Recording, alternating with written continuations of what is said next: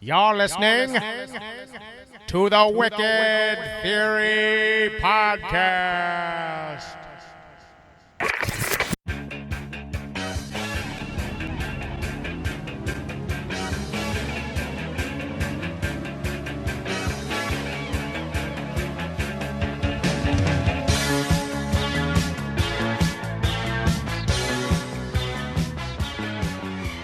Broadcasting to you live from the Rancor pit underneath Jabba's throne. This is a special episode of the Wicked Theory Podcast.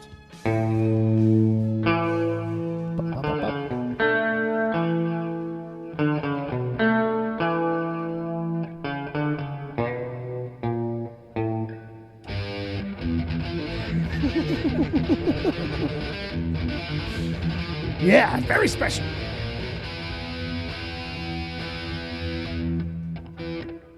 Ladies and gentlemen, boys and girls, welcome to a special edition, a special episode of the Wicked Theory Podcast. It's our salute, our tribute to Star Wars, 40 years of Star Wars. 40 years. Wow. Have you had enough? Never. Because there's more coming. A whole lot more. 40 years special. And we're going to hang out and talk to you guys. I don't know if there's anybody in the chat room. We'll get to that in a minute or two. We'll check Wesley. We'll see if anybody's in there besides Wesley. Wesley's hanging out for sure, Agent Palmer. But yeah, I thought Jay had a great idea. He was like, we should do something for Star Wars. I'm like, I've heard of it. I think Star Wars is a thing, right? It is absolutely a thing. I think I remember hearing about it a little bit. A little bit of a thing. Truthfully, if it wasn't for Star Wars, I wouldn't be into other things. I think it starts there. It's a huge pillar in geekdom, I think. Yes. It's a gateway? It's a gateway? Well, it starts with Star Trek, I think. It is the cornerstone upon which our church is built. It's true. Is it? Jeez, we'll have to figure out what those other cornerstones are. When That you sounds like think- a special episode right there. Well, when you think of all things geek, Yeah. if you're at a table of geekdom, Star Wars has like a good Oh, yeah. third of that table. Yeah. that You corner, can't I believe. deny that. And You can't deny Star that. Trek's the other third. Yeah. Another third. It's And superheroes. third is like, yeah. Yeah. Yeah. The other third is the other stuff. It's everything else. Pretty much. Pretty much. I mean, nowadays I would say superheroes. It wasn't always like that. And it's probably inspired by Trek and Wars. Yes. So, Yeah. 40 years of Yeah. it. 40 Yeah. years of it. Everything traces back to one or the other. I think. Absolutely. I'll go with that. You I'll wanna- go with yeah. that. I mean, you could say other things. Mhm. It all goes back to the Bible, probably, or like Lovecraft. Sounds like prequels to me. So let me Yeah, let's anyway. move on. Moving on. You Meanwhile, want to introduce us? No. Oh, yeah. Should I? Should we do that? Probably. All right, so the bad game. I'm Bill Sweeney. This was usually I say it's my bad idea, but this week it was Jay's bad idea. this is my bad idea. We'll blame Jay, and then we got Ed O'Hare across the table, and that was my brother Bob. You heard playing guitar, not that funky disco stuff. If you were listening live, That bass line rocked. Bob's in love with the bass line. I'm in love with the whole damn thing. I just never Actually, really. the bass line and the drums kicked ass in particular. The whole thing was awesome, but Well, this was my bad idea. If it doesn't kick over well, we can just blame Agent Palmer for this. Well, we there we could. go. Because he is producing tonight, isn't he? It's all yeah. I mean, on some level, It's always his fault. It's whether unbelievable. it's like a real producer. You never really know how much they're involved until the hammer comes down. Yeah, And it's like exactly. it's all on them. And they're Until like, it's bad and all you I- blame them. they're like all I did was send Yeah, mail out. they're usually the meat puppet. You go, oh, it's his fault, and It's pull his him in fault. front of you so they can take the flack. You know, he could have said no. And, every once in a while he'll throw down. Dom isn't on the show anymore. He's just not been around. Just kidding. Just kidding. Just kidding. Yes, a member, always a member. That's right. You're in it for life. Jay had this. I want to call attention to the fact we mentioned it on a regular show before, but you wrote an article or a piece rather about seeing Empire Strikes Back. Indeed, I did. As a kid, and it's one of those kinds of things where it's like. It's a fun little story in and of itself, kind of a little bit, where it's like, will we be able to see it? Yeah. Will they, won't they? So people can check that out at wickedtheory.com. Yes, they can. They can find that there. But also, too, Yes, I believe, Jay, it was your Stand By Me. you stand by me. You moment? could call it that. It's a piece of my life, and basically it was Empire Strikes Back is a huge part of my life because it's my favorite movie for years. I mean, Right. even now, even today. Is it you safe? know. Is it safe to say that it included equal amounts of euphoria and PTSD? Yes, absolutely. And so to relive that further, you also made a follow-up a video. I made a video that I went and I revisited the location of where I first saw it at the Menlo Park Cinema, where the Macaroni Grill is. Oh, okay. So, yeah, it was fun. I mean, I didn't intend it to be the piece it was, Right. but I had some fun with it. You know what I mean? And I got a lot of good feedback on it. So that's. Oh yeah, it was a tight piece. It was a lot of fun. It's a tight piece. People want to check that out. It's actually I updated the article and it's at the bottom of it. So if you saw the article, you want to see the video, that's the quickest way to find the video. Probably. Or go to my Twitter yeah. feed, or actually go to Wicked Theory on Twitter. There's links to it to YouTube. Yeah. It's in the feed there. You can find it there. Yeah, Just go through my absolutely. history a little bit there. But yeah. So I thought that was really cool though. Thank you. You tagged us on it more than necessary, but that's fine. I have no problem. The only reason why I tagged you guys on it is because I don't think I would have done it otherwise. You know what I mean? You I guys could put see it something out like there, that. and since you guys got a geek following with the Wicked Theory podcast, I thought, you know what? Why not? Why not share this with Well, them? we appreciate it. We appreciate So, it. and you Cool. guys definitely you retweeted it for me, and Right. you plugged it a little bit. So I owe you guys that at least. I love the fact that Palmer got no credit. Yeah, absolutely. At the end of the So- day, Right? And there's even a credit where Armor gets no credit. yeah, where there's a Agent credit Palmer- to Agent Palmer where he gets no credit for that video. So you got to watch it now, people. Absolutely. So Ed hasn't seen it yet. He said, No. I read the article. I didn't watch the video. yeah, you got to "Oh, check it's, it it's out. a lot of fun." Yeah.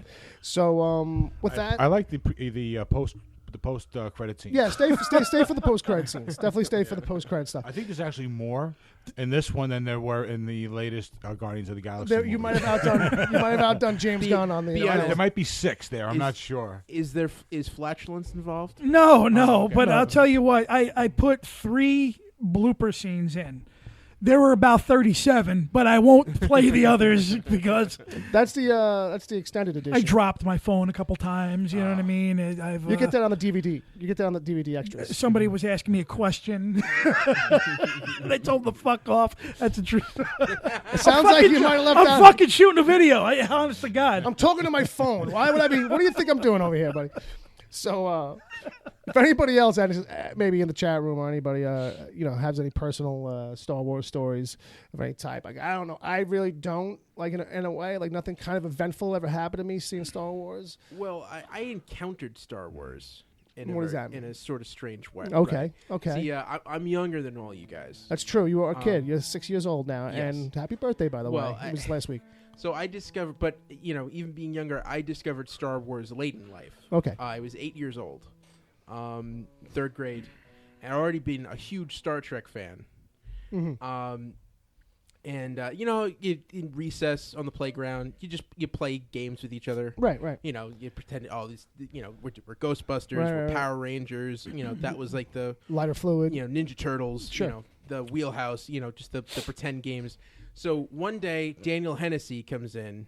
Name dropping. Yes, Jesus I'm Christ. name Okay, go ahead. dropping, Go ahead. And he's like, "We're playing Star Wars today," and I'm Luke Skywalker. Just let it be and known. like, what? No, that's Star Trek. It's like, no, it's Star Wars. Oh, I'm it's like, what are you this. talking about? And he's like trying to explain to me all these things, and I couldn't follow. And I had this, this whole like breakdown. Like we're playing the game, and I'm doing it wrong, and I don't know what I'm supposed to do. Like supposed to be angry or what? Fair enough. That's every And time I then- ever played any Yeah. kind of sport, by the Yeah. way. But go on. Yeah, and I remember I come home and Dad comes home for dinner, and I'm like, we played a weird game on the playground today. It's like, what was it? This guy was talking about Star Wars. Do you know what that is? And he's like, oh, okay, we're gonna have fun this weekend. My Right. dad, A life lesson from Dad. There you go. and then immediately my dad walked across the street to Palmer Video, Nice. rented the trilogy, and brought it home. And I watched all 3 in a weekend, and it was like, oh, Hey, this is what that's all about. Yeah. Now I get it. And how old were you? 8 years old. What did you think of them when you viewed them? Oh, I thought it was great. And that was it? Your first time was like back to back like that? Yeah, Nice. Yeah. That's Yeah. probably pretty mm-hmm. wild to kind of take that in like that as a kid. yeah. Yeah, I'm just it's- learning something new that you've mentioned Palmer Video before. Yes. So it was across the street? Yeah, it was. And this is the literally- problem. We found the root. Yeah. The root of why Yeah. you've seen so many movies now. Yes. It's because Literally across the like street. Jay's library basically was across the street for you. Like, you know what I mean? Yeah, actually, that place went out of business. It's an animal hospital now, where my mother is a receptionist. Right. So she's just got to walk across the street to go to work? Yes. And what section is the desk in? Is it in the drama section or is it in the science fiction section? It's like up front where they used to have the bin where The adult titles. where you could buy all the new releases. Oh, okay. Yeah. How about you, Bob? Did you have any particular Star Wars related? Well, yeah, I remember wanting to see The Empire Strikes Back, Right. right? Because by this time I had seen the movie. Mm. And I remember hearing there was a big deal, right? So when I found out that Darth Vader was Luke's father, Right. it blew me away, Sure. you know. And now, when was this again? When did this come out? 80? 1980. 80? Okay, so I was 12, There you go. okay? The big thing for me was Return of the Jedi. That was the movie that I thought was going to, like, really kick ass. Right. You know, and for me it did. Because that's where I was looking to see. I was looking to see Luke come back as a Jedi and Right. kick ass. That was always my favorite of the trilogy. And most people's it's Empire. Yeah. Right. It's mine. I think there's a certain thing to it. Like lately, like that's the one like everybody says it's the best one. So like a lot of people kind of echo it maybe a little bit. Yeah. Because it seems pretty unanimous over like the last like I don't know 10 years or so, where everyone's like, yeah, Empire, definitely Empire. Yeah, because Empire it just ends on a cliffhanger. Well, it ends on a cliffhanger, and a lot happens in it. Yeah. Like the first one is so set up. In retrospect, it's like Right. everything in the first one's kind of like set up an exposure, and then like all the pieces shift around in Empire. Right. A lot of stuff Yeah. goes down, so that's Yeah, what's cool. You but know what I mean? There's a lot of new stuff. You're meeting Different characters. yeah. all the time. So there's a lot of new stuff.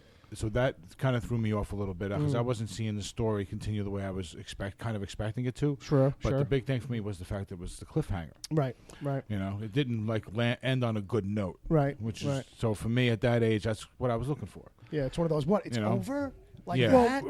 Real quick, when the reason why I wrote a memoir about Empire, and I did one for Jedi too. Hope Right. you can post Maybe. that one next week. It's But, it's in human resources. Is taking a look at it. All right, well, hurry the fuck up. Maybe then. if it comes with another funny video. Yeah, maybe. Hey, that would be even funnier because it's really like the next town over where I saw that. I played hooky from school And to it'll probably watch be that. a Chuck E. Cheese now, No, it's a community center. or a Planet Fitness. Wait a minute. Hang on a second. You're telling me something went out of business and they actually built a rec center? Don't you usually have to save that shit? Well, isn't that how that goes? Well, Yeah. it's a community. It's a community center in Harrison, New Jersey. Yeah, wasn't that like the way every episode of the Brady Bunch ended? Yeah. Pretty much. The running theme. It's always the running Save the theme. rec center. Yeah, no, that was like every kid's movie in the 80s. Yeah, Right. yeah. But the thing about Empire was because I saw Star Wars in a drive-in when I was 3.5. And I remember it. I remember the ship flying over, you know what I mean? But Okay. how much more of that experience, I don't really know. Yeah, you have You know slight what I mean? moments of it. That's me for Jedi. However, as I grew, Right. Star Wars was in the theater all year. Mm-hmm. All year round at that point, and even well Yeah. into 78, even 79, and I went all those times. Yeah, My mother yeah. and so I grew, so I knew going into Empire, Right. it even enhanced my love for it. But that whole entire story Yeah. was the fact that I was already a junkie. I was already a Star Wars junkie. Yeah, at you were this hooked point. pretty hard. You know what I mean? And Yeah, it was drama for you guys. That's what's fun about the pieces, that you kind of key into the little kid drama of it. Like, it's this or nothing, and then like it's like, oh man, it's so heavy. You know what I mean? But in between 77 and 80, I'm like, when's another one coming out? I want to see another one. I want another one. You know what I mean? At that point, days are like years when you're a kid. Yeah. So, but when you're left with that cliffhanger in Empire, Yeah. you're like Luke's, Darth Vader's Luke's father, and Han Solo and Carbonite, and that's it. You know what I mean? Yeah. So for me, Fuck, what's going on, man? Holy Yeah. shit! Where's the resolution? And I'll be 10 by the time I know any fucking answers. You know what I and mean? here's Right. the thing. So now for me, I come in with Jedi. Right. Like, I only go back to Jedi's the first thing I saw, like in a theater or any of it. But did you see the others before that? No. Ah, So like for me, it's like, this is like crazy cool, but what the hell is going There's a big on? monster fest. There's a guy frozen. You know, like you need to know. You need to like really. Yeah, you you can't can't- just jump into Jedi as a little kid and be like, you could tell it's cool shit though. I mean, obviously, it's You like I can't- want to know. I got to go back. I got to find out. Like, you know what I mean? But that's like was my entry point for it. And it was one of these things. Like for a long time, I think it was before I finally saw them all, like caught up in a way. Oh, Even though okay. they had been out, I don't think we had a membership to a video store for quite a while. Well, there wasn't many. No, there wasn't, and we were late to the we game didn't- on a lot of We that didn't stuff. get. I could tell you exactly when we had Oh, our here first we go. VCR because it Here was we the go, day Brother Bob. before my 16th birthday. See, this is how people remember everything. Though it always comes back to like some I personal mean, kind they of thing. made like a gift to the family, like, but and then they gave me a couple bucks for my birthday, Right. because that's what my parents did. But I don't think you can just jump in there unless it's the first one. I don't think you can just jump in there. You have to see them. No. You know. Well, you can, but I mean, good Be- luck. yeah, You know, exactly. And hopefully, you'll just kind of it'll be like a thing with me as a little kid. You want to spin around and be like, okay, where can I get? What can And I don't know if that was like feasible really at the time. So it was like kind of this drifted out of my consciousness. And then at some point later on, I don't know when though. That's why like when I say like I don't really have like a story, but maybe someone in the chat room does. You know what? The guys in the chat room, we got a chat room game for them too. Oh, Yeah. good. Oh, Yeah. we do. Well, Yeah, well, it's going to be Ed. You want to tell them what it is? Well, yeah. So the chat game is Star Wars a meal. And my only yeah. one that I had was Ratatouille or to D2E, something like that. Okay. Something like that. Yeah. No, or Ratatouille D2. Ratatouille, Ratu. It was. So it's probably not a good one. Yeah, no, it was a mouthful. He had it. It was hard as hell. I spit it out yesterday. yeah. And Yeah. so Tom anyway, Jr., Jackson, and James up in the chat. yeah. Yep. And now, one thing I do want to say, and please, if you have a personal story about Star Wars, throw it in the chat. Like Absolutely. This is the time.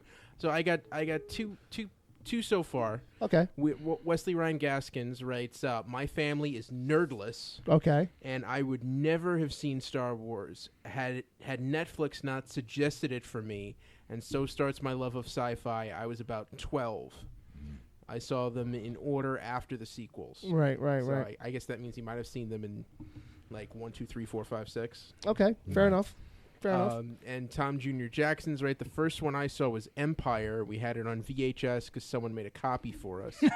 I would Criminal. watch it all the time. First one I watched in cinema was Jedi. Kind of like nice. you. Yeah. We might have even rented it, but like I don't remember. Because when did Jedi come out? That was like 83. 83, so I would have been 6. We didn't have one then. I would have been 5 We or didn't have the 6. VCR then. We didn't have one until 84. Yeah. Would have had been some kind of thing where like maybe at grandma's house. Well, they didn't Because she come. had cable. She had HBO back Yeah, then. that was probably where I saw Star Wars. That's probably she it. had not HBO, but she had back then it was Well- Womeco Home Theater, Yeah. which is basically WHT, baby. Oh, yeah. WHT. Woohoo. Well, they kept re-releasing each one in theaters. And that's for- true too. Yeah. That was the era they did that. Yeah. You know what I mean? It really wasn't until a little Nothing else was later. that big ever. You Yeah. know what I mean? Right. That was like the first true big time blockbuster. Yeah. Well, Jaws, I think. Yeah. Jaws, Yeah, I well- think, was the first movie to be released in over 1,000 theaters at once. Right. Yeah, because it used to be like sometimes you'd have movies with travel, like they do like Yeah. a road show thing, Right. where they go from like town to town, to, like city to major city. Tallahassee. But I think that Jaws kind of created the summer blockbuster. Yeah, I mean, as yeah. far as Yeah, and that was like Richard Zanuck was the first guy who said, okay, instead of just putting it in like a handful of theaters that Universal owns, doing it, he found 1,000 theaters across the country and put them all out at once. right. Just to give a bit of context,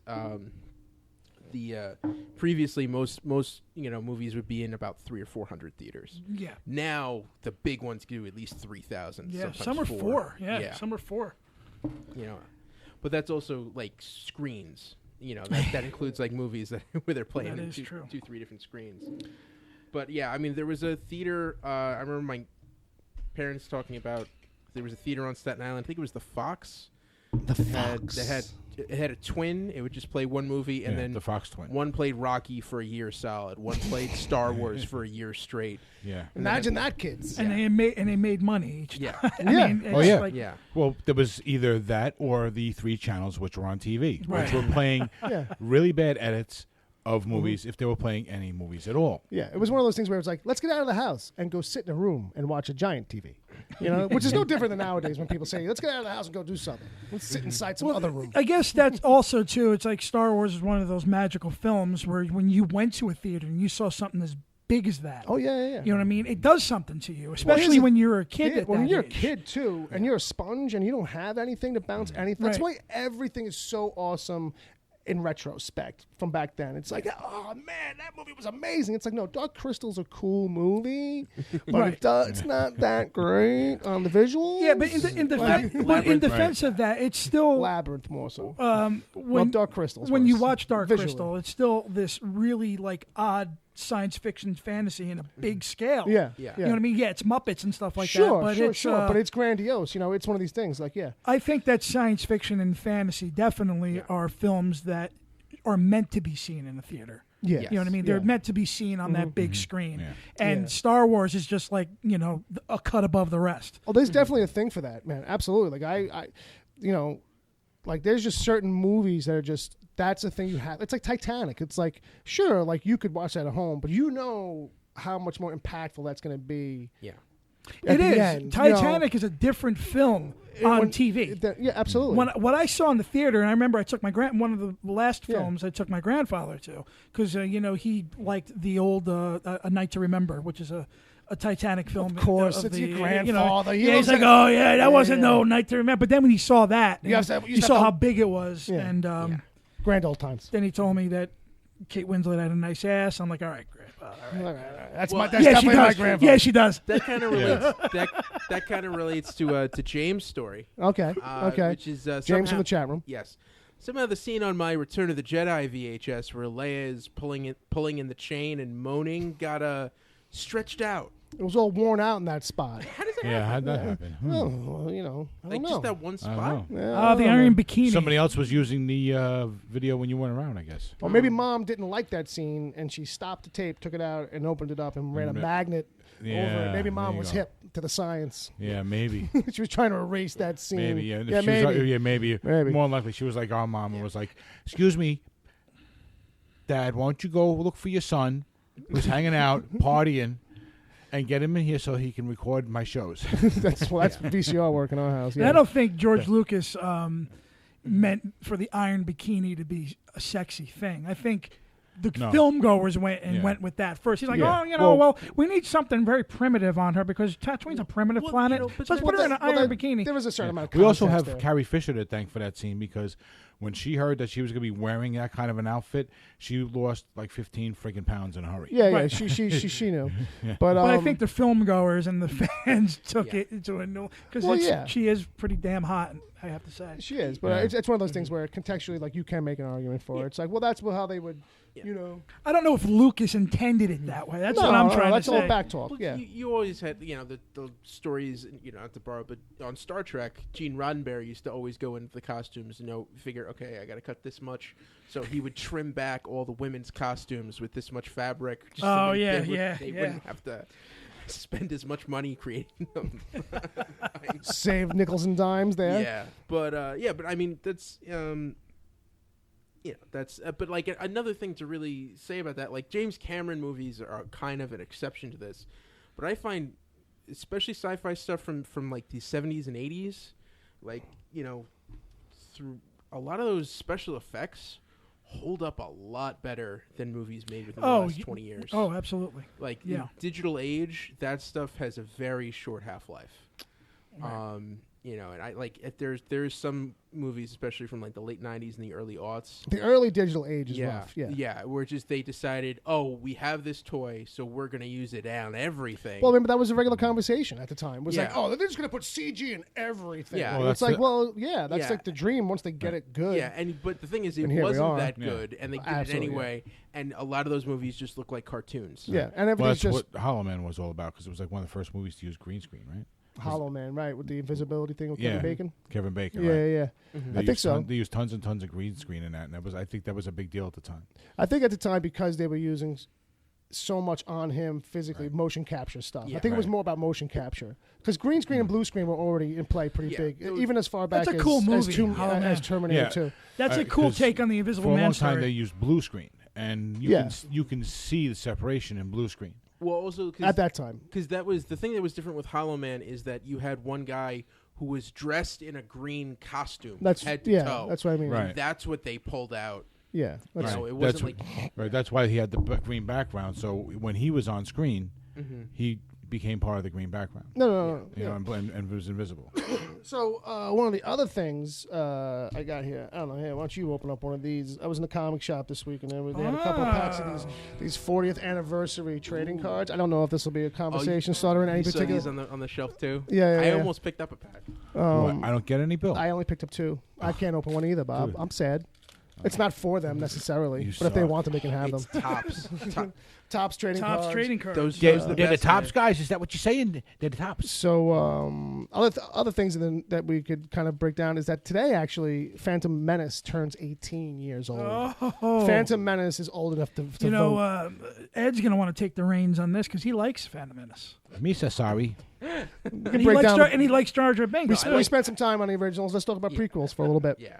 Well, I don't mind watching it again. I think at the time it was just it's Star Wars, but then watching, I remember when they re-released it in 3D. Remember when before Disney bought Star Wars? Okay. Lucas decided he was going to release all 6 in 3D. Okay. but he only got to do Episode 1. However that So breaks down. I saw them in theaters and went, "Oh, this is garbage." Mostly because what I was just saying, the effects don't hold up. Yeah. Because Yeah. you know. I could see it. You know, Yeah, Jedi's flipping around screen shouldn't happen. there's so much of it Sorry, in Phantom Menace, and that's the problem. Is that it's like it's at a level where they were using it for every little thing, so a lot of it doesn't even feel real or right or quite right, and it's like it comes down to small stuff too, like where they're having conversations and it's just 2 guys talking and walking. You know, they're doing the West Wing thing, and it's like because they're on a green screen and it's the background's not right, it's not real, the perspectives doesn't hold up. It's all these kinds of little things that, like, it's so soaked in it. I often get, being a Star Wars fan, a lot of people, when they come to me, they ask me, like, Jay, honestly, what do you think of the prequels? Well, was it 18 years ago you just said? It's Yeah. Well, 18 years ago, I went to the midnight showing. Yeah. You know, and I sat down and I was ready for the wars, man, because it's 16 years. I waited, anxiously for this sure, absolutely. for this movie. Hey, man, I was bought in the hype. Who wasn't? Right. And the thing is, I sat there in the theater, and about 10 minutes into the movie, I started to get worried. Because it really just was like, oh no. I mean, what kind of shit is this? You know what I mean? Yeah. And then quickly I had to say to myself, you know what? I'm just going to watch this. Yeah. And just not worry about it. And the thing is, even when Jar Jar came on, I was like, oh, Jesus Christ. Well, here's the thing. Like, it comes, you start to, Misa, sorry. you do catch the vibe pretty quick that, like, oh, this is like a different thing. Like, this feels almost so different. It's Right. like, this is a whole new series we're starting. And obviously it's supposed to kind of play that to a way because it is supposed to be chapter 1 and in a full context. Like, it should just kind of be, an intro thing, but it's... Well, the Star Wars fan in me still watches it because it's part of the story, and I'm there watching it. There are some cool elements in Phantom Menace. There's some good... Yeah. There are some good scenes in it, you know what I mean? Even Liam Neeson tries at times and brings it back home. Ewan McGregor is probably the best thing in... Yeah. And even he's, not directed properly, but... Right. I think the actors kind of knew when they were, and it shows in their acting that this stuff really wasn't the greatest. Yeah. But I think that it all falls back to Lucas, not on misdirecting it, but miswriting it too. I think that he wrote too much special effects wise and not story wise, and there was so much more and so much better that could have been done. I think the dialogue is one of these things where it's not nuanced in any way. It's all kind of rushed and flat and almost exposition all the time, kind of a thing where it's like, you know, I get it. It's an economy of words. I understand writing it and how like you have to try and he's not smooth with it. No. Somehow in the other ones it didn't feel as clunky as this. But in this one it is. You know? I mean the structure of a story is there. It's just not executed properly. It's and that too. He needed another script writer to curb it and bring it back in because it's very also, wooden. He took time explaining things that we didn't need to know. Right. Like the whole midichlorians thing. It's like... And we didn't need pod racing. Yeah.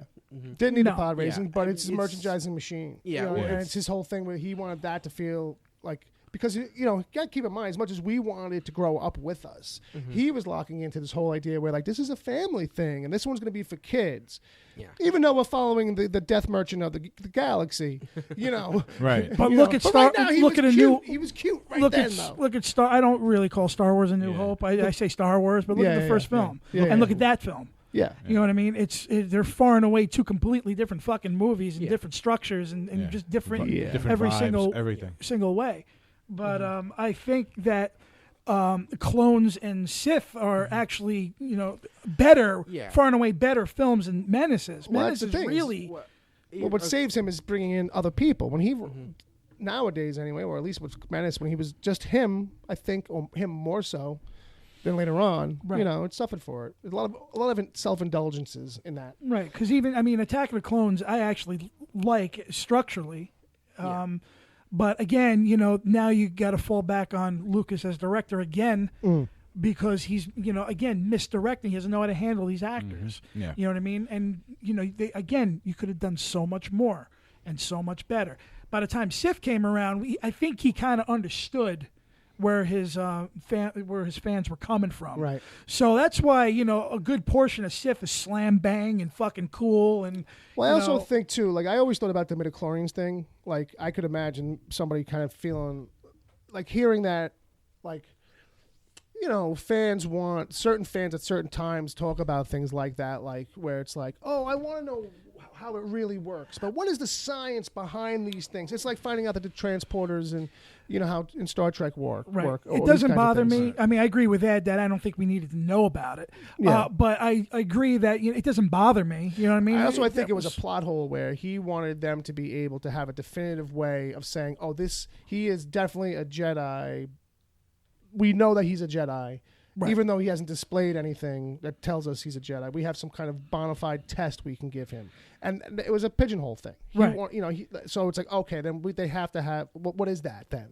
Okay, it's a blood test. Right. You know. Okay. And they don't mention it again until Sith, and it's very brief. Yeah. When the Emperor talks about how that someone influenced the midichlorians to create life. Mm-hmm. You know. So you kind of figure like, well, maybe, you know, Anakin was made from. A Sith or his master, right, or something like, or it might have been the Emperor. We don't know. Geez. It's still, you know, something that's debatable. It's all timey-wimey. Yeah, but I still watch them. I still, you know, I think they're fun. I think they're, you know, they're cool. There's a lot of things that bother me, but well, I mean, I have a funny story about going to see Attack of the Clones. Mm-hmm. It was 2002. That was Camporee weekend. What is Staten Island? Anyone in Boy Scouts? Don't explain any further. Didn't we cover this last week? All right, keeps coming back. All right, so I remember it was it rained out Friday night, and it's usually a weekend thing: Friday, Saturday, Sunday. And it rained so badly on Friday that they just canceled it. But my scoutmaster, my scoutmaster was the ranger, and we had the cabin for the weekend. Okay. So it's like, all right, we're staying. Right. But it was a pouch camp, which is just off Mount Road on Staten Island. But basically, during the day, instead of like gorgeous, yes, it is. During the day, instead of just wandering around this scout camp with nothing to do, my dad went, let's go see Star Wars. Backed everyone up in the van, and we went to see Attack of the Clones. And all I remember was the Yoda scene. Like the movie's okay, but the only thing that you walk out of that is with that Yoda fight at the end and seeing how cool that was. I think that's a hit or a miss though too, because it's like I know this should. It just was too much for me. Even in the theater, I was like, okay, I get it. This is kind of what it would look like, you know, for Yoda to be jumping around and shit. But I'm like, but it's so CG'd and it's so like trying to make this into the car chase of fight scenes was what kind of feels like they're so super choreographed in the early movies, the prequels rather. The fight scenes now, it's like this modern style. Now we're gonna do them. Oh yeah, the fight shooting a fight scene is different now. Like, you know what I mean? So it's like one of these things where like now to watch this little guy jump around and do it, because there was one thing in the prequels to watch Darth Maul fight the two guys with his double-sided, and they're still the same choreographed kind of fight scenes. Yeah, still almost overdone. Like, you know what I mean? But I think plot-wise, it works because they're supposed to be these fucking Jedi. No, I get it. They're the best of the best. So I think it works in that aspect. And sure. To me, it was the same feeling you got at the end of Rogue One. Right. Where Vader finally, you see how big of a badass he was. Right. It's like, okay, you've been hearing about Yoda all this time, and he's this great Jedi master. It's like, oh, that's what they mean when they talk about. Yeah, it works plot-wise, I think, and I think they covered that base as far as the Jedi fighting, because absolutely, I mean, like, the context of it all. I mean, I have no issue with that, and I get it. As a personal kind of thing, I was like, they could have dialed that back for me a little bit or more. The only thing that they did play up a little too much is how he's like walking with the cane and then he puts it down. I think that's there for comedy. Yeah, also, that's what the fact that he has to say is, now the only way to resolve this is with a lightsaber battle. It's like, you don't need to say that. You don't need to fucking say that. just have him put the cane down. Pull the saber, I mean, it's like a studio note. That's like that's George Lucas overwriting. The writer. He's the studio. He's the studio in this context. You're right.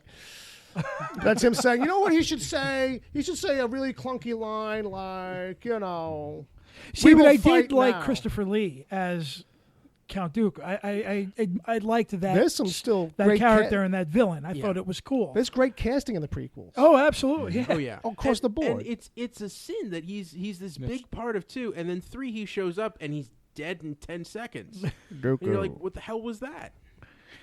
Yeah, well, it feels like there's a movie missing there that I guess that Clone Wars. The Clone Wars takes care of all that. Young Dooku. Yeah, he's in throughout the entire. They just call him Dookie back then. Hey, Dookie. Yeah, I would have picked a different name.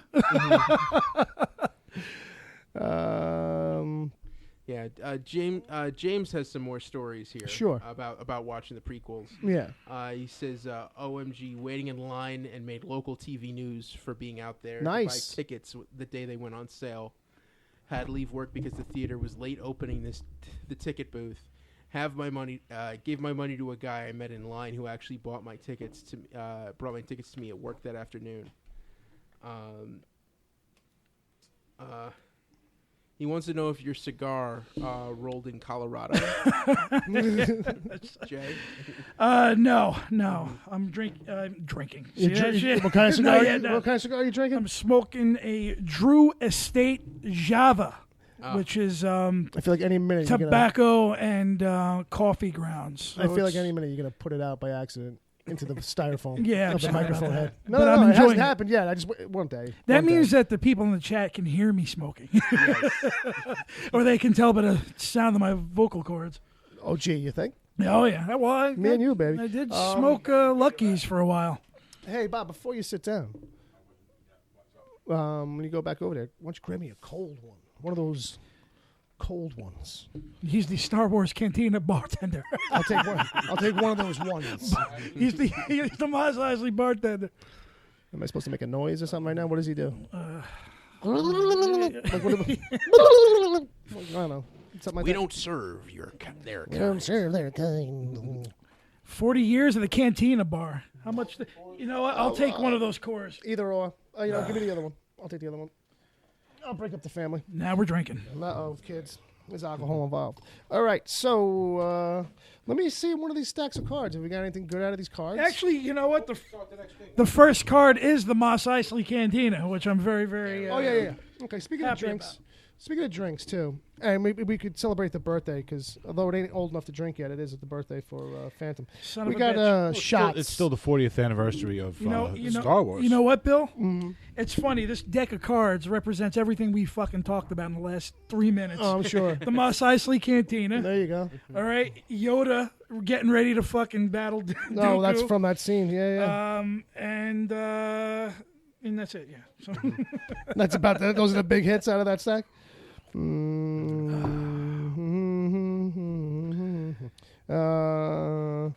Yeah. But These your cards don't favorite even out of the have anything prequels? Is it cool Sith about or is it clones? I would probably say Sith. I think Ewan McGregor is at the top of his game. In that Oh one. yeah.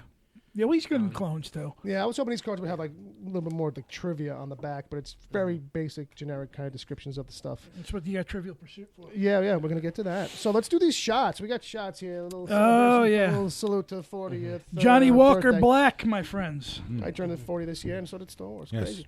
So Let me make a. Salute to 40 years of Star salute. Wars. We're always Toast looking here. for a reason to Phantom Menace actually getting to tap, 18. taps. 40 years, Star Wars. Knock him back, I boys. wouldn't be here if it wasn't for the wars. I'd be dead or in jail. Probably.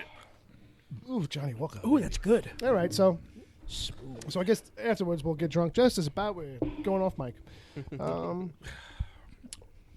Yeah, I learned my lesson. Okay, we're all quiet now because it was a little bit. No, I was asking Ed if he prefers clones or Sith, and he said Sith. Yeah. You know what? The last 10 minutes of Sith ruins it for me. The whole lava fight. No, I love that. Oh, no. just no. after that. No. How everything that we know about the characters in the trilogy is wrapped up in 5 minutes. Yeah. You know what I mean? I don't buy that. I see, some of that could have easily been tackled in the other movies. Mm-hmm. You know what I mean? You could have had Yoda go to Dagobah like in the middle of the third film. Yeah. You know what I mean? And maybe say I'm going to stay here. Also, and like whatnot. I've never seen. Evidently, Liam Neeson shot a scene for Revenge of the Sith. He that did. Yeah. It was. Has that been released? No. Hey, so you know what's cool actually in this deck? This pack of cards, there's a couple of things, peripherals. Yes. So there's a thing for Star Wars droids. Remember the cartoon show? Oh yeah. So I watched a little bit of that on TV, but I didn't know they had this. There's Star Wars novels, Yes. but zombies. Yes. I didn't know that. Yeah. Death Troopers. Yeah. So it says on the back. They're here- not zombies. They're zombie type creatures. Right. So in October of 2009, Del Rey released a novel, Death Troopers, a key book in the Star Wars Legends pantheon because of how it stood apart from other Star Wars novels. At one point where pop culture was bordering on a zombie obsession, Death Troopers brought the cult horror theme home. The concept proved popular. A prequel novel was released following year. Star Wars Clone Wars aired a similarly themed arc called Brain Invaders. Oh, all right. You watch any of that stuff? Any of the new TV, the cartoon stuff? I watched. What is the one- I watched the first. I missed a lot of the Clone Wars. I watched maybe the first season. I The haven't show gotten around to the one them. that's running now, I forget. Rebels. That's the one that.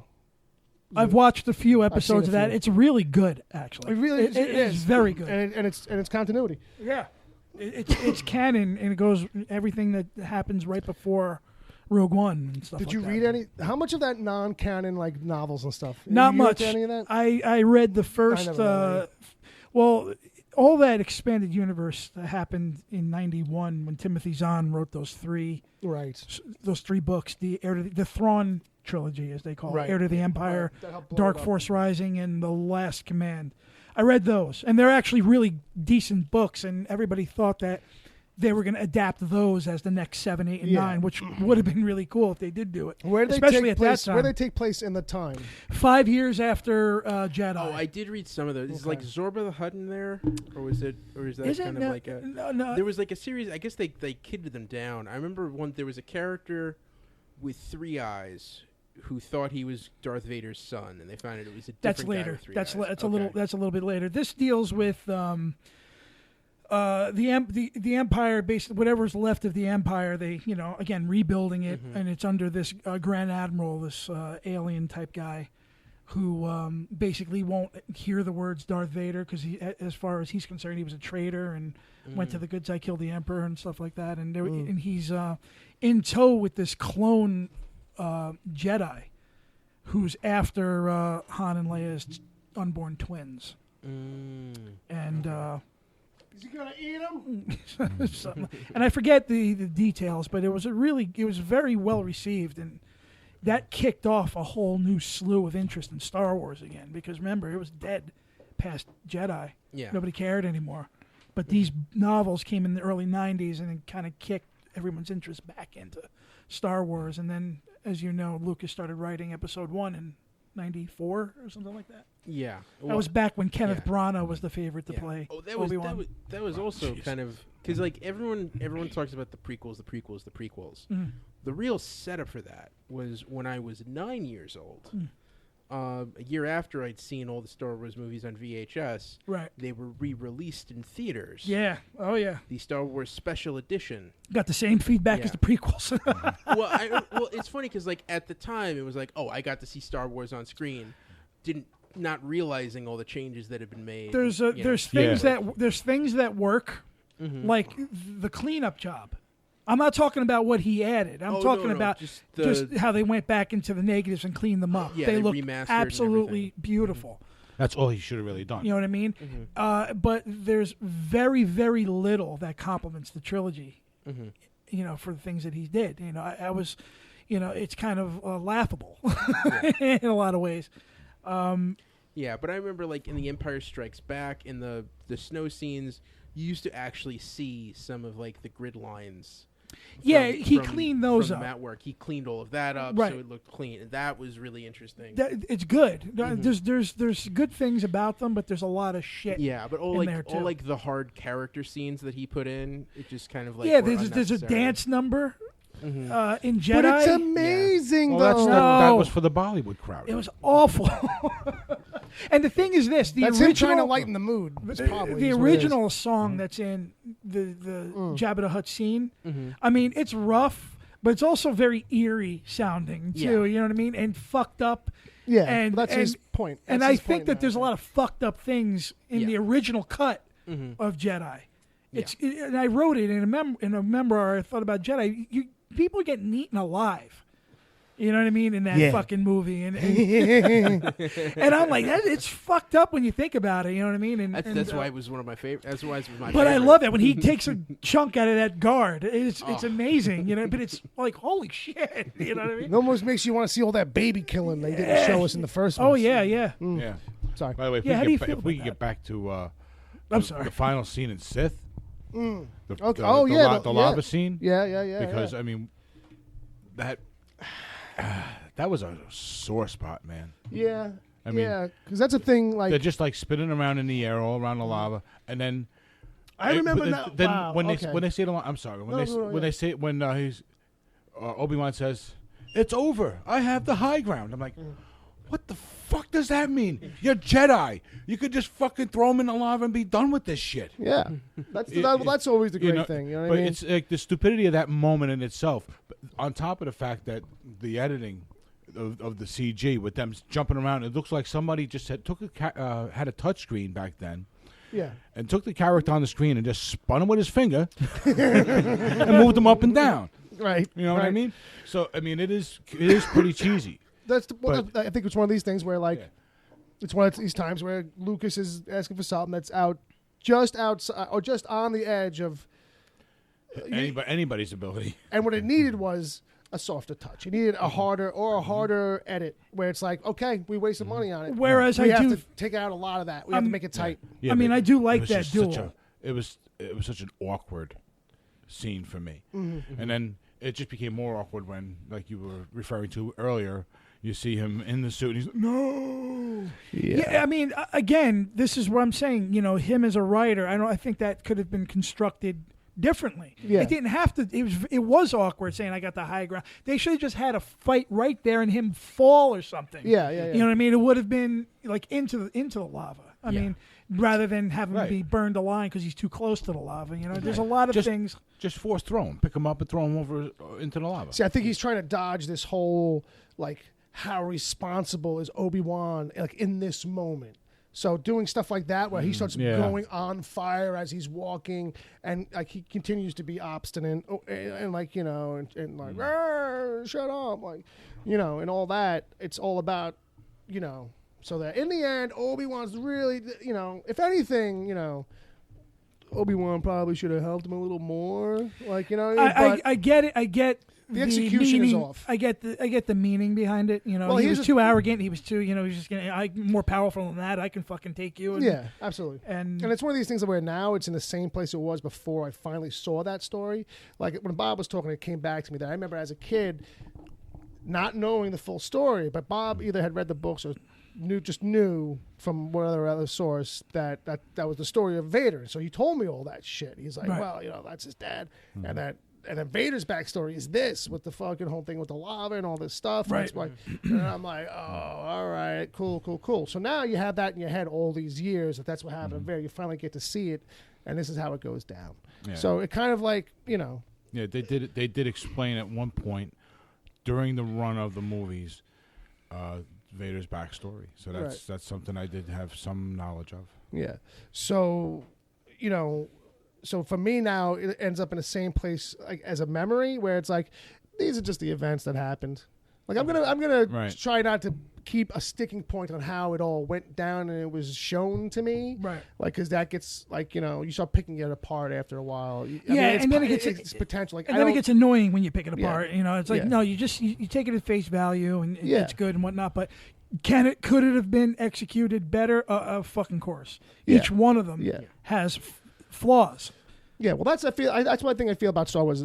As much as I love it, I feel like it gets a lot of free passes in the fandom. Well, yeah, it does. Or it seems to. Oh, yeah. It does. Or it seems to. Maybe Star Trek too. There's a lot of shit in Star Trek, but it gets I was passes. about to say. There's a lot. Yeah. I was about to say. I think it might have to be a thing with fandoms. Well, it might be in more general. because there's a lot more to Star Trek. I think it's a fandom thing in general that we just all kind of like. If you're really a big fan of everything, either you're gonna make quote unquote excuses, or it's just a thing where it's like it gets a free pass because it's like, hey man, it happens to everybody, right? Like it's like, hey, a camera. Listen, I still pop in the Blu-ray of Phantom Menace. I still watch it. Yeah, exactly. You know what I mean? Well, see, like the thing with Star Trek that's a little different is because it's been around because it's a TV show, and it's been around for 50 years, and there are a lot of bad Star Trek episodes, but they're mixed in with all these really good ones. Right. And Yeah. as Well, a it's the whole, law of this averages. Like even the series movies goes- too, but people watch them and they forgive them. Like, you know what?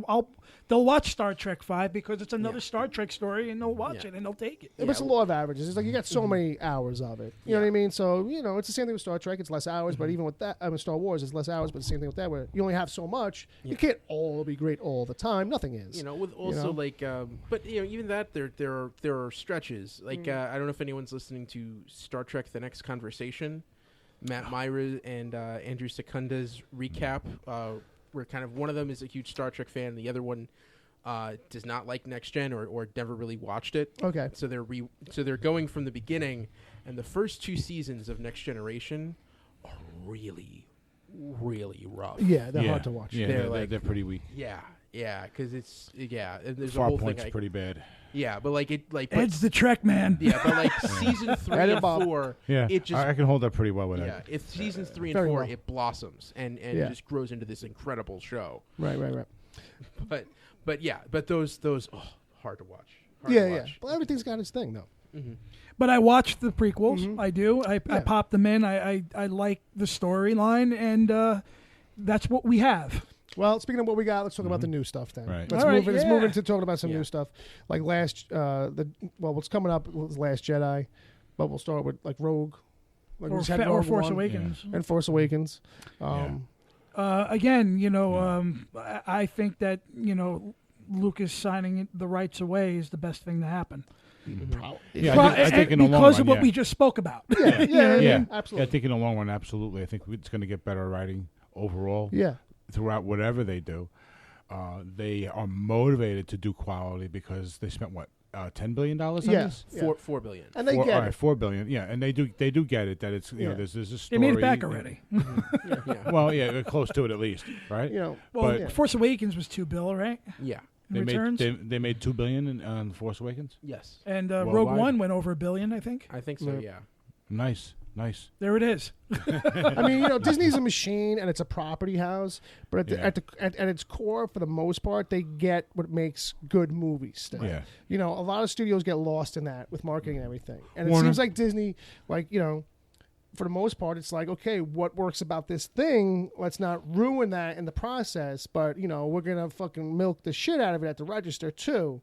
There's a way to do that on both sides. And have, because it being good stuff is just as financially rewarding as anything else because it builds the brand. It's the brand strength. That's how you create brand strength. Whereas other studios, it's like, well, let's just get everybody's fucking fingerprints in it and let's just throw it for a left turn. And I know you're trying to be creative, Jim, with your fucking thing, but I'm going to stick my fucking mitts all up in it. Whereas with, it's a little more planned maybe at Disney, but in the end, it's like the creative vision wins out, it seems. There's definitely plans going on at Disney because Disney's oversees everything that goes on with all their properties, including stuff at Marvel, too. Yeah. And look how well Marvel's doing.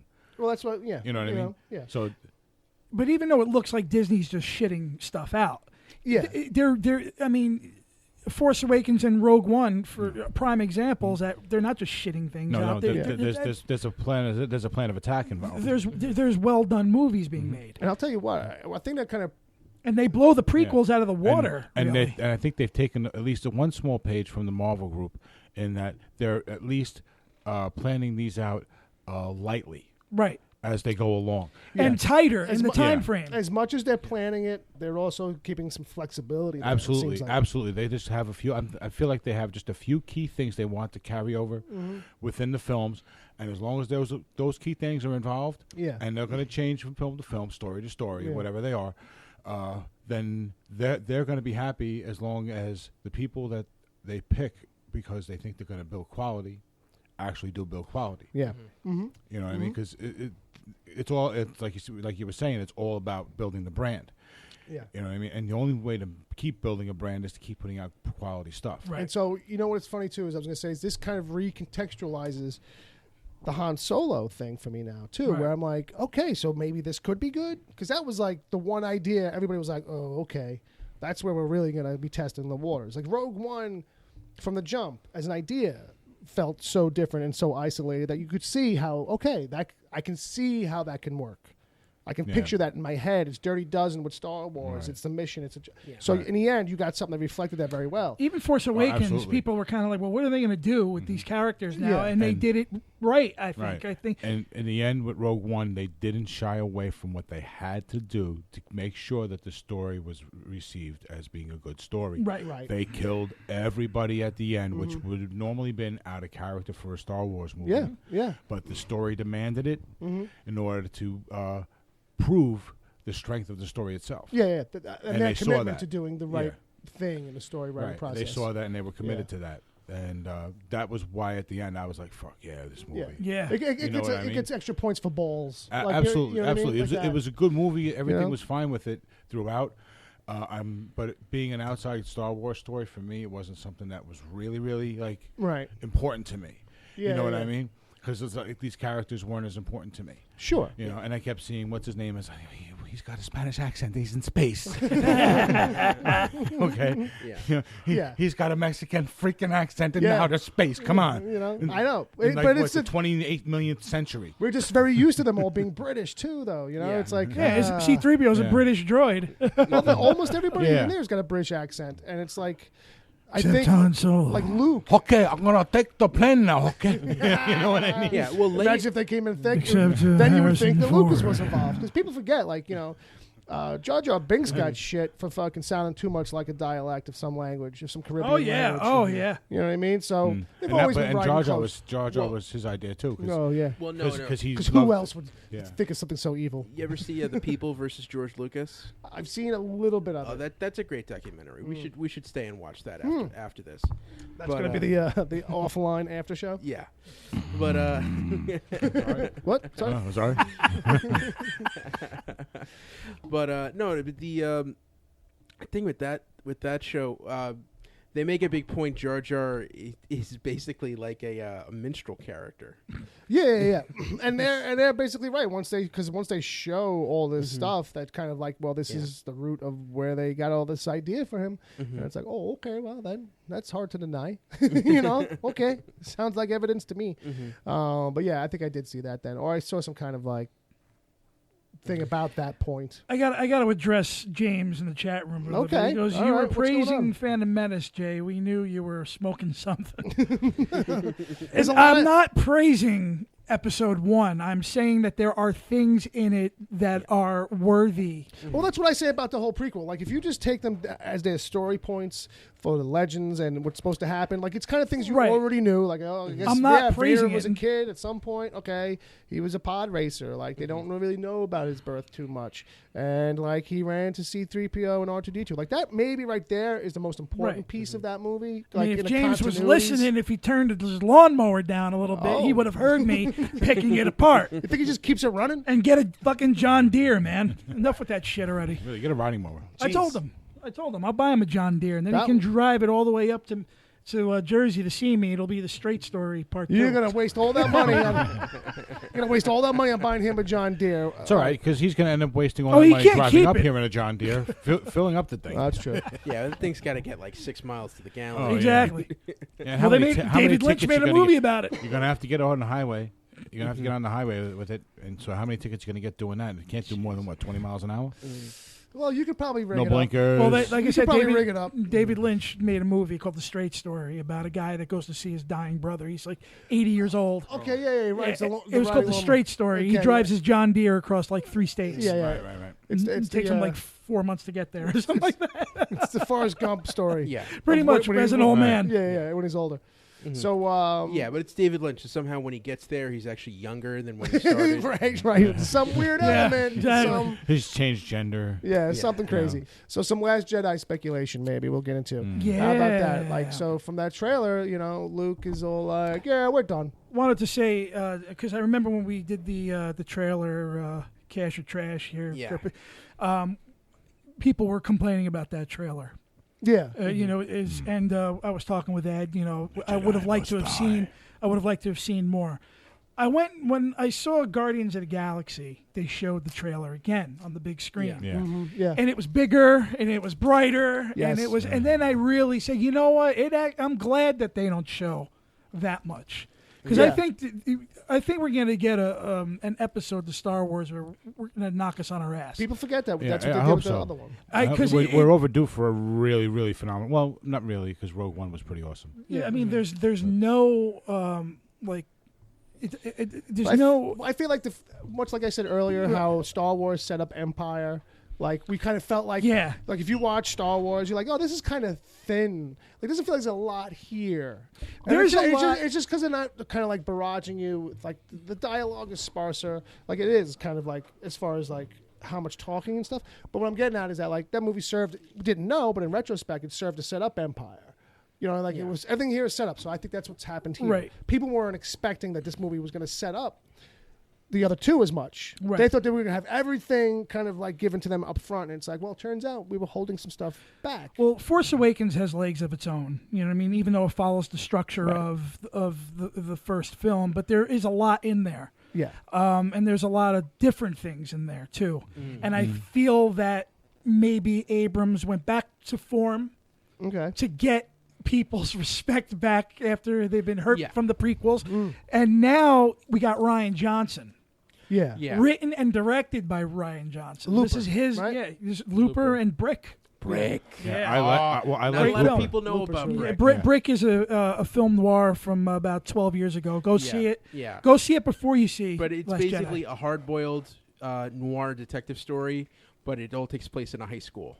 Oh, I love it. So Right. instead of I think it sounds familiar to me. so instead of whores, they're cheerleaders. Okay. And like instead of going to the snitch, you find the nerd. And Gotcha. I gotcha. Okay. I like it. I can dig it. So I think that in The Last Jedi now, Yeah. I think, again, we're going to get something a little different. Yeah. And I feel like nobody expected Luke Skywalker to say that phrase. You're like, all right, what does that fucking mean? Right. And the fact that they show you very little, I think we're in for something cool. I don't think it really means anything at all. But I think because at worst, it means that the Templars become the Freemasons. Yeah, you know what I mean? They just take on another name. They become another secret society. And I think it's also like it's about context too. Like, I feel like they're doing a misdirect on the context of it. Yeah. Like, that's like initially when she meets him. That's something that he says up front. He's like, I think the Jedi are dead. Well, she's got to pull him again. around. She's got to turn him around. He's been. It's like convincing Mr. Miyagi to train me. Yeah, right. also, Okay. That's a very good point. See, I have a different take on that. Okay. I think he is saying that the Jedi should end, right, but that she should found her own order.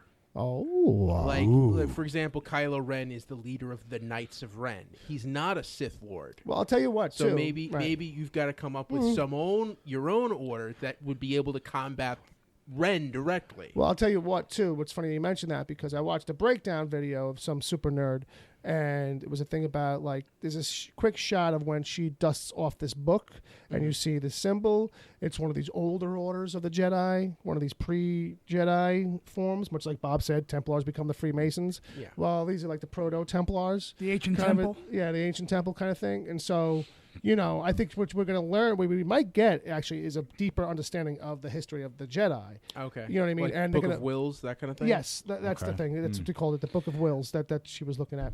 Like I'm speculating. So there could be a recontextualization of what the Jedi means. Yeah. I think that's ultimately too. Like, right, okay, of what we're gonna get is this recontextualization of what the Jedis mean now. Like when Luke was around and everything was kind of like. Right. Even still, there was like the Jedis were like a myth or a legend or like on the edge. Kind of like when 2000 came and went, and the Catholic Church had to go rethink things for a little bit. Fair enough. But I think it's even at a lower level than that. I mean, if you think about it like this, like when Luke gets and finds out that he's a Jedi and all this stuff, even at that point, it's like, oh, the Jedis are a dying thing. Right. They're wrapping up. We're done with them. And so now at this point, it must be even more dead. So it makes sense that Luke would be like, hey, kid, I was the last one. Right. Like I was the last Jedi. Well, I think he's burned because of what happened. I think he's a little bitter. And I think that's why he went into solace, and that's probably why he has this negative outlook on the Jedi. And he just needs a little therapy. You know what I mean? So, of course, he's going to train her and whatnot. And she's going to give him like a hug, and that's going to be it. No, it's going to turn into like Karate Kid a little bit, I think. Yeah. But it's still, I don't think we've seen anything yet. Yeah. You know what I mean? Will we see a montage? A training montage? The real question I want answered is, does he know where she comes from? Like does he know her origin? Yes. I bet you it'll be one of these things where it's like, it's possible, but he'll need to have it all put together for him. Yeah. Like, he won't recognize her, obviously, because if he does know anything, unless, I mean, if she's carrying her birth name, then maybe. Maybe we'll get a hologram of Leia coming to him. Yeah. Saying, "Hey, did you know?" Right. That because she kind of had a little bit of an eye in the last movie we saw her in, when she was dealing with. Oh, you mean when she walked right past Chewbacca and gave the chick she'd never met a hug? Yeah. Right. You know what I mean? Lady bonding. Yeah. So maybe there's a little. Chewbacca was all like, oh, he was all left out. Right, so maybe there's something. Maybe there's something to that moment. I saw some speculation about that. So that maybe Leia she might knows have known and something, and she comes to him after her passing. So let's do this real quick. Let's not get too deep into it. But who do you think she's related to? Anybody, and if so, who? I think she's Luke's daughter. Okay, what about you, Ed? No, I think she's related to somebody, but not a Jedi. Not even a Jedi. Yeah. Not even maybe like a Jedi we just don't know. Mm-hmm. Okay, fair enough. And I just don't think. Well, I don't think she has anything to do with the Skywalkers. Okay, that's fair enough to say. Yeah, because I kind of feel like that too. I feel like she's probably like, if they're gonna keep her fringe relation, like a Kenobi. Because here's the other thing. I don't believe that at all. We don't know nothing about Kenobi. Yeah, we don't know anything that happened between Episode 3 and Episode 4. You know what I mean? Well, you can do anything. That's the beauty of that character. We know it's 19 years went by? Yeah. 18, 19 years went by? Because how old is Luke? Could have dropped the load somewhere. I feel like he's the kind of guy that... Tatooine. Maybe she was born on Tatooine. Maybe we find out. I honestly think that she is Luke's daughter. We're just not going to know until the last film and in the last 10 minutes. Right. I think they're going to when he turns into the bad guy, try to persuade, try to tell us that she's not. Right. See, more misdirect. You think? Yeah, I think they're going to give you a misdirect, and then they're going to, because it makes sense to the story. I want to say that maybe they'll blow everyone away, and she's Boba Fett's daughter. The thing that always bothers me with those theories is like the whole reason one of the reasons Obi-Wan is upset with Anakin in 3. Yeah. Is because Jedis are supposed to be celibate. And I don't understand why Luke wouldn't have followed that. That's why, like, for him to have a kid, I just don't understand why he would have strayed. Maybe like that. because at that point they feel that Anakin was the chosen one by disobeying the Jedi code. Well, I mean, the concept having a kid, him. and this kid bringing the Force back into balance really wasn't Anakin doing it. I think it's they're misjudging the chosen one aspect. All right, so let me pull this back. So she's like how old? Well, that's the other thing. The age. She looks like she's 16, but people keep telling me she's in her early 20s. Yeah, that's kind of like where I feel like she's really supposed to be at. She's got a baby face a little bit at times. Yeah, but I feel like she's like because the actress is in her early 20s. Because to mid 20s. If she's not a teenager, someone needs to give that girl a fucking sandwich. Just like well, seriously. She's supposed to be like living on a sand planet. There's not many sand witches out there. No. You saw her. She had a bad horny fucking hard. I think they literally eat sand. There was a bad conversion rate when she brought that stuff to the counter, and Simon Pegg's character was like, "Oh, now I'm giving you 3 pecks for that." Or whatever. 3 portions. No. Yeah, there you go. You're misunderstanding me. I know. I don't mean the Want character Michael Rooker to do it? 3 portions. That's all you get. That's all you get, boy. I don't mean the character of Rey. Girl, I'm Mary Poppins, y'all. I'm Mary Poppins, boy. Shit, I don't mean the character of Rey. Right. I mean Daisy Ridley. Someone needs to get her to eat some fucking cheeseburgers. Well, look, I like cheeseburgers. Like, I'm worried about her. Okay, like, seriously. Fair enough. She's a lean lady. She needs to smoke some cigarettes. Yeah. Is that what it is? Is that what it is? I think Ed just means like ice cream before bed. I think it's just to sleep on some ice cream. She can barely get that green bread. Where's she gonna fucking find ice cream? 3 portions. She looks like a heavy breeze might like snap her in half. You know? That's how she ended up halfway across the planet. It was a windstorm. But anyway, where were we up to? Because I feel like we've got Okay, so you asked Jay and I if we thought she was Luke's daughter. Oh yeah. Did Bob answer? Yeah, I think we all did. Yeah, because we went back to me and I said I feel like she's probably going to be a Kenobi, but I feel like at the very least she's outside the Skywalker Ranch. Yeah, I think 20 minutes ago you were trying to get the Trivial Pursuit. Kinda. We're running out of time. I just thought we'd throw a couple questions. You want to do the chat game review? Yes, let's do the chat game review. We'll get to that, and then we'll jump over to the cards real quick, and we'll do a few questions, some nerd trivia, and then we'll go out the door. So the hashtag was Star Wars a meal. So some funny ones are Jawa cordon bleu. Nice. Han Solo and iced carbonite with chocolate sauce. Ooh, That's good. I like that. Bantha steak and Jawa tots. And Jawa tots. Beep, beep, beep, beep. Sarlacc souffle. I'm not eating that. Fettuccine Anakin. It'll kill your kids. Jar Jar noodle soup. Misa say so hot. Obi-Wan kebabs. Rancor roast. There you go. Okay. Sloppy Jawas. Sloppy Jawas. There you go. Sloppy Jawas. That's pretty good. Jabba a la King. Jabba a la King. And my personal favorite, pulled Padawan barbecue. Ever had that pulled Padawan? Oh, Sloppy Jawas is my favorite.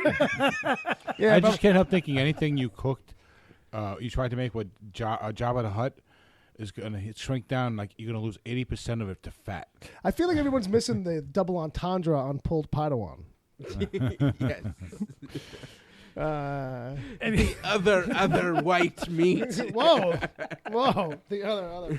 The deep space white meat. All right, cool. Thanks for playing along, guys. That was a little chat room. 2 game. elsewhere in the chat room. We do that every week on the regular episodes. All right, so as we run towards the end here, what I'll do is I'll just kind of pass out 4 of these trivia cards. Jay was cool enough. Jay has recently purchased, or maybe a long time ago, I don't know, a copy of the Star Wars Trivia Pursuit game. How am I supposed to read this? I don't know. This is a lot smaller than this is harder to read than it used to be. Yeah. Oh boy. All right. So I don't know. I'll just throw it out there and we'll see if anybody can answer it. I guess we're just gonna do this randomly, and people at home can play along in their head if they want to. Who does Darth Vader tell you may dispense with the pleasantries, Commander? I think that's a thing like you. I don't know this name. Oh, I do. I know it. The guy. Jerjerrod. That's correct. That's the last name. Jerjerrod. Moff Jerjerrod. Jerjerrod. I was gonna say Jared. The reason why I know that offhand because it's not said in the movies. I had the screenplay when I was a kid. Okay. And I read that over and over again. I remember that name just sticks right out. And that's a line you know because it's not in the screenplay? No. His name is not in the screen. Oh, his name is not in the movie. Okay, so you'd really have It's to in the screenplay. because otherwise I would just be like, oh, that guy. Yeah, no, you only know if you bought the action figure. Right, exactly. Right. Yeah. So, Jay, why don't you throw one out here? Okay. Pick one off the card. Since you guys have a little time to scan your cards, maybe see if there's a good one to start with for yourselves. Which item of Luke's does Darth Vader present to the Emperor? That's his lightsaber. There you go. Ring the bell. Ring the bell. Bobby got it. Bobby got it. That's a very easy one. Yeah. It's actually pretty cake. Ed, you got something on there you want to throw out to class? So, how much older is Obi-Wan Kenobi in A New Hope than he is in The Phantom Menace? Wait. 22, 32, or 42 years? 32 years. I'm gonna say. Yeah, right. Who's this? Obi-Wan Kenobi. From Phantom Menace to Star Wars? From Phantom Menace to A New Hope. 32. Can't be more than 22 years. Luke's not that old. Wait, from Phantom Menace. From Phantom Menace? Yes. So 32 Menace. years. So you skipped those two movies and then the original trilogy. Yeah. Oh, okay. So I'm going to say then that's 32 or 42. 32. I'll go 32 because that seems 32. to be the That cycle. is correct. 32. Yeah, all right. We all get a bell. There's 10 years between Menace and Sith. Luke is like 18 in A New Hope. Yeah. Mm-hmm. He's a kid. Right. You know, he's still way too old to be a Jedi, according to the Jedi laws. But And just keep in mind too, like as far as we know, that guy never finished his training. He ain't no big thing. I mean, they only weren't supposed to do it with an 8-year-old. You know, Yeah. an 18-year-old is an even bigger deal. You would think. Oh, but no, he saved the whole thing. Oh, Yeah. His dad killed the babies, not him. yeah. Don't hold him to the sins of the father. Bob, right. you got one on there? You want to throw? Yeah, down? I got What you got? a couple pretty good ones here. So, Okay. whose first words in Return of the Jedi are "Rise, my friend"? Rise, my friend. That's I Emperor, think right? Bill just got it. Yep, Emperor Palpatine. Rise, my friend. By the way, the original actor who played him in the 80s, I think did a better job than Ian McDermott. I don't care. I just think they're the same fucking guy. You think is- that? Well, now they are. No, Well- but they had Ian McDermott reshoot all those scenes and insert One them scene. into Return of the Jedi. Empire. Oh, Empire. okay. Well, then that explains that. Mhm. All right, so I'll throw out another one here. Oh boy. Who walks down the aisle for the medal ceremony in A New Hope but doesn't receive a medal? Oh, okay. He knows this one off the top of his head, I Yeah, guess. I know the answer to this too. Oh, you do? It's Chewbacca. Chewbacca? Is that okay? All right. Yeah. And that was some Mookie bullshit, right? Kevin Smith always that's his main gripe. What? No medal for the Wookiee? No medal for the Wookiee. What the fuck? There's actually a that's some band called bias. Chewbacca's Medal. I didn't know that. I never caught that. It's funny that I never. And also now that it's like a meme type thing that people talk about. Jay, throw us another one. Yeah, here we got which obstacle does the first Death Star have to clear before it can fire at the rebel base? I'm sorry. Repeat that again. Oh, it's got the moon. Which obstacle does the first Death Star have to clear before it can fire at the rebel base? Oh, it's waiting for like the moon to move out of the way, right? What's the name of it? the name? Oh, of the Endor, movie. right? No. No. Wait, what No, movie? first one. Yavin. Bingo! Give it to Ed. All right, we'll give it to Eddie. Mm-hmm. There you go. You were on the right all track, though, Bill. You Yeah. almost had it. You're I knew it was a you're moon. thinking of the second Death Star. Well, who can keep track of all these deaths? God damn See, it! you know Stars. more about Star Wars than you lead on Well, to I believe. do. I just don't know. You know what it is? I don't know a lot of the names. Even Bob's getting them. Fair enough. Ed, you got. We're gonna jump to Ed Yeah. Mhm. Okay. going around. Oh, If you got one, just throw it another out. one? Okay. Which Jedi sends two red-cloaked Imperial guards slumping to the ground with a wave of his hand? I know it. What was it? How did it start? The question. Which Jedi sends Oh, which two Jedi? red-cloaked Imperial guards Luke. slumping to the I'll just say ground? Luke. Yoda. Yoda. Yoda. Mhm. Yeah, I couldn't picture it in my head for some reason. It's a funny scene, too. All right. So I got a what I think is a good one here. Mhm. What does Shmi Skywalker say when Ki-Gon? I can never say his name right. Qui-Gon. Qui-Gon Jinn asks about Anakin's father. What does Smee say? What does she say when asked about Anakin's father? I know you probably know it off the top of your head, but want me to say it? I was saying that to Jay. Basically, No. there was no father. Yeah. Yeah. There was no There father. is no father. Right. He's Jesus. Space. Jesus. She got drunk at the Mos Eisley Cantina and He's somebody gonna kill roofied her all the kiddies? blue milk. All right, so let's see here. Who does Count Dooku greet as my old Jedi friend? Oh, that's Mace Windu. That is Yeah, correct. yes, right. That is Yeah. correct. So, Jay, you want to throw another one into Yeah. class? We'll just kind of clear out the cards, I guess. Who does C-3PO refer to as, quote, very odd indeed, soon after meeting him? Very odd indeed. I don't know. Anybody in these movies? Because just about anybody could fit that. Well, no, he only said that once Well, I understand that, Jason. after meeting him. I'm gonna say Very odd Luke. indeed. I'm going to guess Luke. Very odd. Lando? Yoda. I'll say No. Yoda. Because Yoda's odd. No. No. Jar Jar Binks. Oh, I should have thought, who's the oddest of I them thought all? you might have gotten that one. Yeah. Yeah. I should have just said to myself, who's the oddest of them all? All right. All right. Which desert natives, according to Obi-Wan Kenobi, always ride single file to hide their numbers? Oh, that's That's the sand people. No, the yeepy, yeepy. There you go. Oh. Sand people. Yeah, sand people.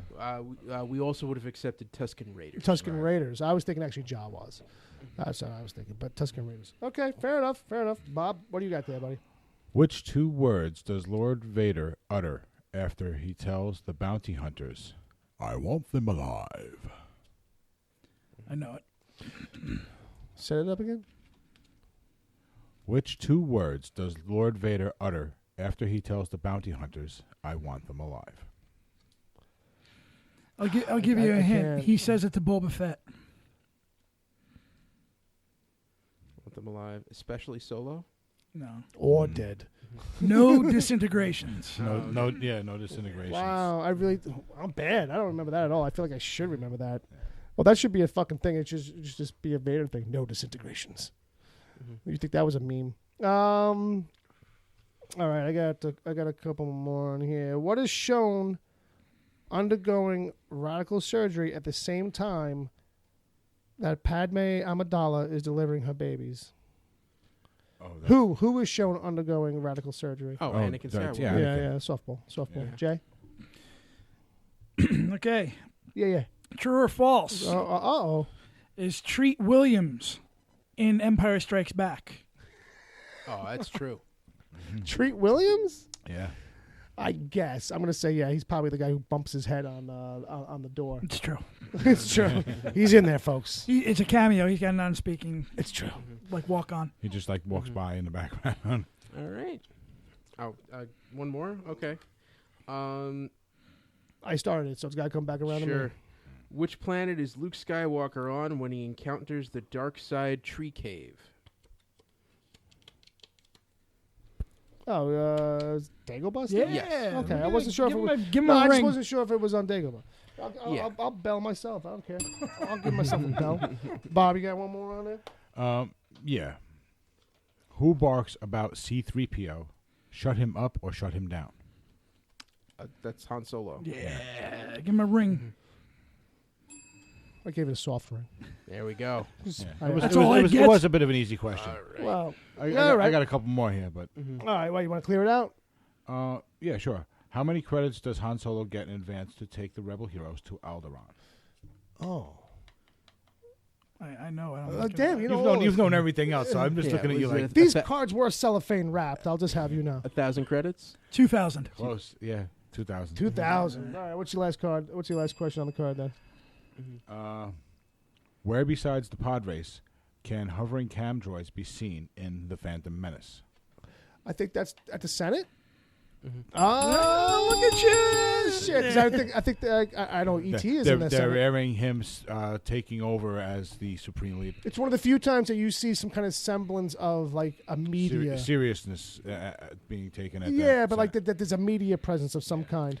Yeah. All right. So with that, ladies and gentlemen, we want to thank you for listening to our special episode for dedicated to 40 years of Star Wars. We are normally the Wicked Theory podcast. Sometimes we're not. Sometimes we're other things. But you can check us out at wickedtheory.com. You can check out our main show at wickedtheory.com, but also on iTunes, Stitcher, Google Play Music, and a whole bunch of other places on the internet. So you can check out all of us on Twitter. Jay, where can people find you? Uncle Jay Chickalise at Jason Chickalise. I am at Edward O'Hare TBD. At Bob WTPC. Ooh-ah. And I'm at Wicked Theory on the Twitters. Folks, thanks for listening. Thanks for hanging out. And look One forward last shout out. I just want to say Yeah. hello to Christina McKenzie. Ooh. Little Stina McKenzie down in Wildwood. A little friend of mine told her I'd give her a little shout out. She's likes nerd stuff too. Oh, very cool. Very cool. Mac. Christina Mac. Christina Mac. Thanks for listening. This was fun, man. This was good. This is good. We're going to do more special episodes. You can find special episodes on our feed here and there. Yeah, we got the rest of the Standalone month. stuff. And normally, I think we wrap it up by saying thanks for listening. May the fucking force be fucking with you.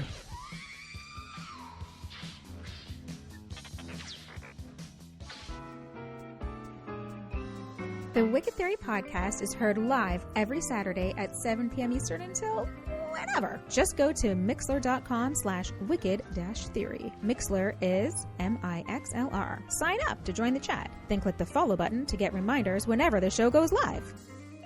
You can find the show on iTunes, Stitcher, Google Play Music, wherever good podcasts are given away for free, and at wickedtheory.com. You can support the show at patreon.com/wickedtheory. There you can get the after show if you miss it live. God forbid. Plus other exclusive episodes. As always, send your emails to podcast@wickedtheory.com.